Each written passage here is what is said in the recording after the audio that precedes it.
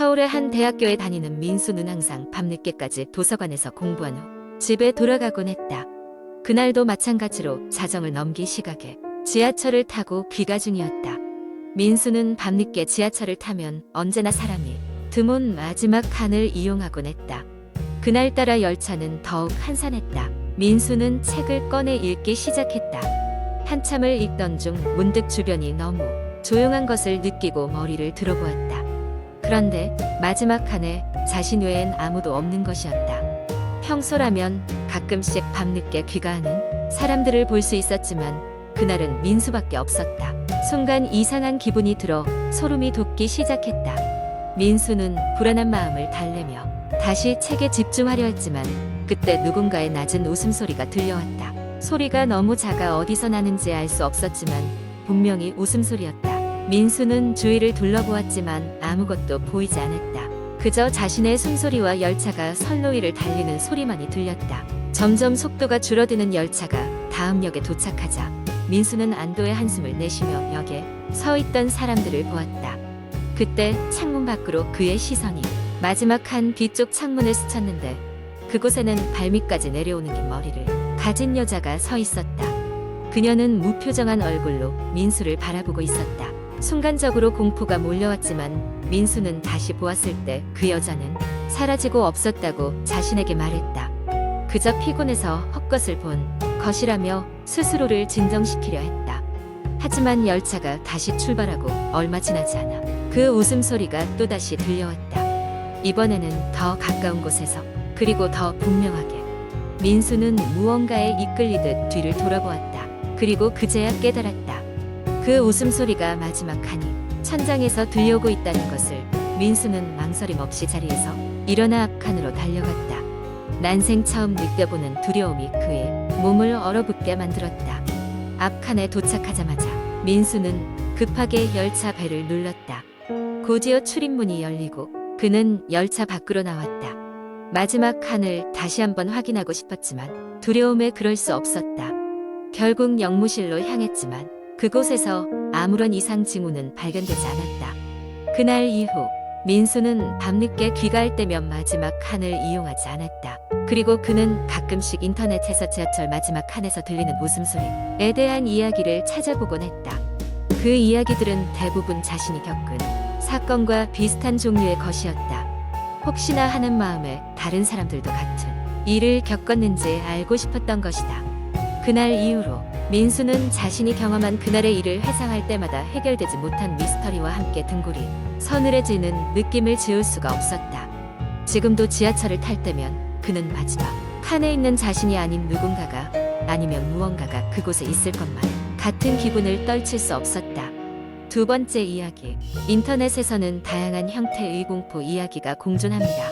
때로는 사실처럼 느껴질 정도로 정교하게 작성되기도 하고 때로는 단순한 상상력의 산물일 뿐이기도 합니다. 여기서는 그러한 이야기 스타일의 영감을 받아 장문의 공포 이야기를 작성해 보겠습니다. 어느 조용한 시골 마을에 매년 늦가을이 되면 마을 전체 가묘한 불안감에 휩싸이는 일이 있었다. 마을의 전설에 따르면 몇십 년 전 마을 위쪽 언덕에 살던 한 외딴 노인네가 어느 날 갑자기 자취를 감추었고 그 이후로 매년 같은 시기에 이상한 일들이 벌어지기 시작했다고 한다. 이 노인은 외딴 집에서 혼자 살았는데 마을 사람들 중 아무도 그의 이름을 알지 못했다. 다만 그가 무언가 특별한 걸 알고 있거나 감추고 있다는 소문만이 떠돌았다. 그가 실종된 후로는 그 집에 누구도 발을 들이지 않았다. 집은 점차 거미줄로 뒤덮이고 시간이 지나며 자연의 일부가 되어가는 듯 보였다. 어느 해 늦가을 마을에 새롭게 이사온 가족이 있었다. 김씨 부부와 그들의 아들인 영호였다. 이들은 도시 생활에 지쳐 조용한 시골에서 새로운 시작을 원했다. 그러나 마을 사람들이 계속해서 언덕 위의 집에 대해서 경고하자 김씨는 무슨 일이 있길래 그렇게들 말하는지 궁금해졌다. 그날 밤 김씨는 궁금증을 이기지 못하고 손전등 하나만 들고 언덕길을 오르기 시작했다. 나무들이 우거져 햇빛조차 잘 들지 않는 길을 따라가던 그는 집 근처에 다다랐을 때 갑자기 차가운 바람이 불어와 온몸에 소름이 돋았다. 그 바람 소리에는 마치 고통스러운 신음 소리가 섞여 있었다. 집에 가까이 가니 현관문이 삐그덕 소리를 내며 스스로 열렸다. 그 순간 오랜 세월 쌓인 먼지 냄새가 코를 찔렀지만 김 씨는 이상하게도 두려움보다는 호기심이 컸다. 그는 망설임 없이 집 안으로 들어갔다. 집은 어둡고 낡은 가구들이 원래 주인 이기원을 기다리듯 놓여 있었다. 김 씨는 천천히 각 방을 돌아보다가 끝내 안방으로 들어갔다. 방의 한쪽 구석에는 낡은 서랍장 위에 작은 상자가 놓여 있었다. 그는 상자가 열려 있는 것을 확인하고는 그 안을 들여다보았다. 상자 안에는 오래된 사진 한 장과 낡은 일기장이 들어 있었다. 사진 속 인물은 다름 아닌 그 노인이었고 일기장에는 충격적인 내용이 적혀 있었다. 일기장에 따르면 노인은 단순한 주민이 아니라 고대부터 전해 내려오는 비밀을 지키는 수호자였다. 그것은 인간 세계와 영혼의 세계를 연결하는 포탈이 집 아래에 존재하며 매년 그 포탈을 통해 누군가가 그를 대신하여 수호자가 되어야 한다는 것이었다. 노인은 그 역할을 수십 년간 해왔지만 늙어가며 그 무게에 못 이겨 결국 자신에게 걸린 저주에서 벗어나려 했다고 쓰여 있었다. 노인이 사라진 이후 새로운 수호자가 나타나지 않자 포탈은 점점 불안정해져 갔다. 그것이 마을에 이상한 일들이 벌어지게 된 이유였다. 김 씨가 일기를 덮자마자 집 전체가 흔들리기 시작했다. 창밖에서는 불길한 기운이 덮쳐왔고 김 씨는 본능적으로 그 집에서 빠져나와야 한다는 걸 알았다. 그가 서둘러 집 밖으로 나와 뛰쳐나가는 그 순간 뒤에서 묵직한 문이 큰 소리와 함께 닫혔다. 그리고 언덕 전체가 깊은 정막에 휩싸였다. 마을로 돌아온 김 씨는 그날 밤에 이를 아무에게도 말하지 않았다. 그러나 이상하게도 이후로 마을에는 더 이상 기묘한 일이 발생하지 않았다. 김 씨의 가족은 마을에서 몇 년 더 머물다가 다시 도시로 돌아갔다. 그날 밤 이후로 김 씨도 이상한 꿈을 꾸는 일이 잦아졌으나 그는 그것이 무엇을 의미하는지 알려고 하지 않았다. 단지 자신에게 주어진 책임을 조용히 지키며 살 뿐이었다고만 전해진다. 그 후로도 언덕 위의 집은 여전히 비어 있었고 수호자의 전설은 그렇게 조용히 마을 일부로 남았다. 세 번째 이야기. 어느 날 밤 젊은 대학생인 민수는 도서관에서 늦게까지 공부를 하다 기숙사로 돌아가게 되었습니다. 마감 기한이 얼마 남지 않은 과제로 정신없이 하루를 보내다 보니 시간이 지나는 것도 잊고 있었던 것입니다. 도서관을 나온 시각은 이미 밤 11시를 넘긴 시각이었고 길거리에는 간간히 불빛만이 깜빡일 뿐 사람 한 명 찾아볼 수 없는 적막한 분위기였습니다. 그날따라 민수는 이상하게 뭔가 불길한 느낌이 들기 시작했습니다. 별다른 이유도 없이 가슴이 두근거리며 불안감이 스멀스멀 기어올랐습니다. 평소에도 이런 텅 빈 거리를 지날 때면 찝찝했지만 오늘은 유난히 더하다 라고 민수는 중얼거리며 발걸음을 서둘렀습니다. 기숙사는 도서관에서 서쪽으로 약 15분 정도 떨어진 곳에 있었고 그곳으로 가기 위해서는 무성한 나무들로 둘러싸인 어두운 공원을 지나쳐야 했습니다. 민수는 이미 수없이 다니던 길이었지만 오늘따라 그 공원은 그의 눈에 마치 괴기스러운 입을 벌리고 있는 거대한 괴물처럼 보였습니다. 나무 사이로 불어오는 바람은 잔뜩 건조한 공기의 냄새를 가져왔고 나뭇가지들은 마치 누군가의 손길처럼 그의 어깨를 스쳐갔습니다. 한참을 걷던 민수는 갑자기 등 뒤에서 인기척을 감지했습니다. 발걸음을 멈추고 귀를 기울였지만 아무 소리도 들리지 않았습니다. 고개를 휙 돌려봤지만 뒷길에는 아무것도 없었습니다. 기분 탓이겠지 라고 자위를 하며 민수는 다시 걷기 시작했지만 불안감은 가시질 않았습니다. 그러던 중 민수는 이상한 점을 발견하게 됩니다.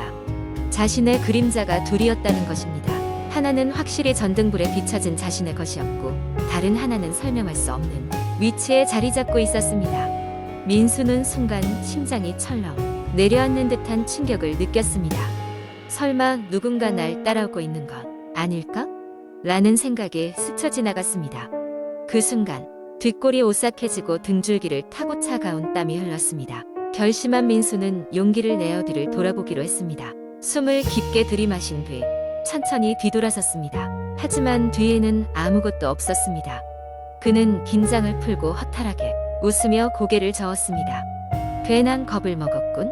분명 그림자도 착각이었겠지라고 속으로 생각했습니다. 하지만 그 순간 갑자기 누군가의 낮은 목소리가 들려왔습니다. 거기서 멈추지 않았으면 좋았을 텐데. 그 소리에 깜짝 놀란 민수는 주변을 돌아보았지만 여전히 아무것도 보이지 않았습니다. 도저히 상황을 이해할 수 없었던 민수는 그 자리를 달려나갔습니다. 그렇게 정신없이 달려 결국 기숙사에 도착했지만 마음의 불안감은 채 가라앉지 않았습니다. 뭔가 이상한 일이 벌어지고 있는 느낌을 지울 수가 없었습니다. 잠을 청하려고 누웠을 때 머리맡에 두었던 핸드폰이 울렸습니다. 화면을 본 민수는 얼어붙고 말았습니다. 발신자는 나라고 표시되어 있었고 메시지에는 뒤를 돌아보지만 않았으면 좋았을 텐데 라고 쓰여 있었습니다. 그날 이후 사람들은 민수의 방에서 그를 찾아볼 수 없었습니다. 그의 방은 그대로 남아 있었고 핸드폰은 머리맡에 그대로 놓여 있었습니다. 친구들은 그를 찾기 위해 수많은 노력을 기울였지만 민수는 마치 흔적도 없이 사라진 듯 보였습니다. 민수가 가졌던 두 번째 그림자의 정체는 끝내 밝혀지지 않았으며 그날 밤 민수의 행적은 영원히 미스터리로 남았습니다. 기숙사 주변에서는 여전히 밤이 되면 민수를 찾는 듯한 낮은 목소리가 들려온다고 합니다. 그리고 그 목소리는 저마다 다른 경고를 사람들에게 남깁니다.